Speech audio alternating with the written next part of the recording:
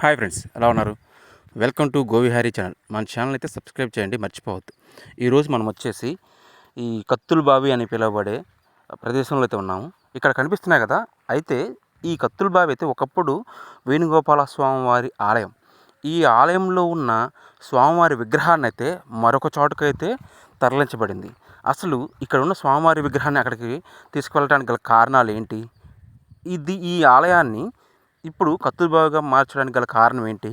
అసలు ముష్కరుల దాడుల తర్వాత ఈ ఆలయం పరిస్థితి ఇలా కత్తుల బావిగా ఎందుకు మారింది అనే ఈ యొక్క పూర్తి వివరాలైతే, ఇక్కడ ఉన్న స్వామివారిని ఎక్కడికి తరలించారు, అక్కడ ఇప్పుడు ఎలా ఉంది అనే ప్రతి విషయాన్ని అయితే మనం ఈ యొక్క వీడియోలో ఫుల్ వీడియో లింక్ అయితే ఈ వీడియో కింద అయితే ఇస్తున్నాను. అది ఓపెన్ చేసి చూడండి. అదేవిధంగా ఈ కత్తుల బావి గురించి 2 వీడియోలు అయితే చేశాను.